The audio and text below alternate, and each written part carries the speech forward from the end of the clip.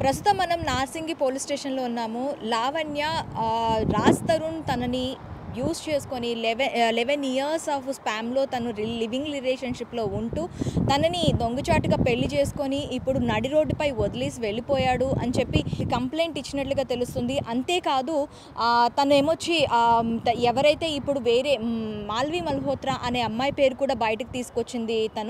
ఆ అమ్మాయి తనని బెదిరిస్తోంది. అలాగే పకడ్బందీగా తనని డ్రగ్స్ కేసులు ఇరికించి మరి వాళ్ళు ఎస్కేప్ అవ్వడానికి ట్రై చేశారని కూడాను తను చెప్తుంది. సో అసలు ఏ పిటిషన్ ఇచ్చింది, ఎలా ఇచ్చింది అని డీటెయిల్గా తెలుసుకోవడానికి అయితే నార్సింగ్ పోలీస్ స్టేషన్కి వచ్చాము.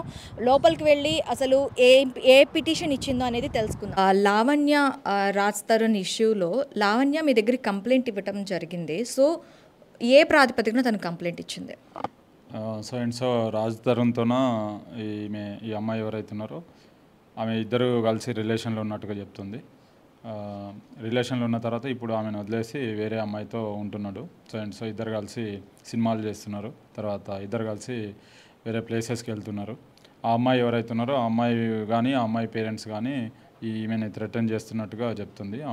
రాజ్ తరుణ్ని వదిలేసేయమని చెప్పేసి థ్రెటన్ చేస్తున్నట్టు చెప్తున్నాను. దాంట్లో పిటిషన్ ఇచ్చింది. దాంట్లో మేము ఎంక్వైరీ చేస్తున్నాము. ఆమె ఏదైనా ఎవిడెన్స్ ఇస్తే దాన్ని బేస్ చేసుకొని ఫర్దర్గా ప్రొసీడ్ అవుతాం. ఇంతవరకు ఆ కేసు మీద ఎలాంటి యాక్షన్ తీసుకోలేదా సార్? యాజ్ పర్ ప్రొసీజర్ ఏముందో అది చేస్తాం. ఓకే సార్, అంటే ఇప్పుడు ఆ అమ్మాయి చెప్తుంది ఏంటి అంటే బిఫోర్ దట్ ఒక 2 months బ్యాక్ నేను డ్రగ్స్ కేసులో నన్ను ఇరికించారు. నేను ఢిల్లీ ఎయిర్పోర్ట్లో నన్ను పక్కడ్బందీగా పట్టుకొని ఇక్కడికి తీసుకొని రావటం జరిగింది. అది కూడా ఒక రోడ్డు మీద నేను 4 grams ఆఫ్ కొకైన్తో దొరికాను, ఏదైతే డ్రగ్స్తో దొరికాను అని చెప్పి పోలీసులు నా పైన కేసు పెట్టడం జరిగింది. యాక్చువల్లీ నన్ను పిక్ చేసుకుంది ఢిల్లీ ఎయిర్పోర్ట్లో. సో ఇలా అని చెప్తుంది. ఈ కేసుకి సంబంధించి పోలీసులు ఆ అమ్మాయి పైన ఎలాంటి యాక్షన్ తీసుకున్నారు? నిజంగా ఆ అమ్మాయి దొరికిందా? నిజంగా ఆ అమ్మాయికి ఆ టైంలో 2 months కస్టడీ కూడా తీసుకున్నారని చెప్పి అంటున్నారు.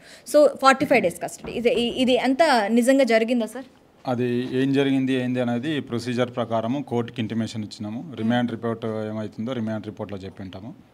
అది ప్రొసీజర్ ప్రకారము ఎవరికి ఇంటిమేషన్ ఇవ్వాలా, కోర్టుకి ఇంటిమేషన్ ఇవ్వాలా, కోర్టుకి ఇంటిమేషన్ ఇచ్చినాము. యాజ్ పర్ ప్రొసీజర్ ఏముందో అది చేస్తాం. సార్ కంప్లైంట్లో ఏముంది సార్ ముఖ్యంగా?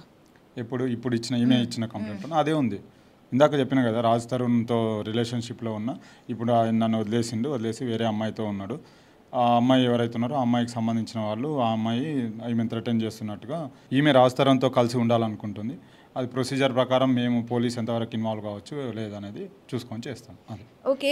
మరి రాజ్ తరుణ్ని ఏమైనా అప్రోచ్ అయ్యి తనని ఎంక్వైరీ చేయటం ఏమైనా జరిగిందా? తన దగ్గర నుంచి ఎలాంటి రెస్పాన్స్? ఆమె కంప్లైంట్ ఇచ్చింది. ఇప్పుడు దాన్ని బేస్ చేసుకొని మేము ఎంక్వైరీ చేస్తున్నాము. ఎవిడెన్స్ ఉంటే షూర్గా యాజ్ పర్ ప్రొసీజర్ ఏముందో అది చేస్తాం.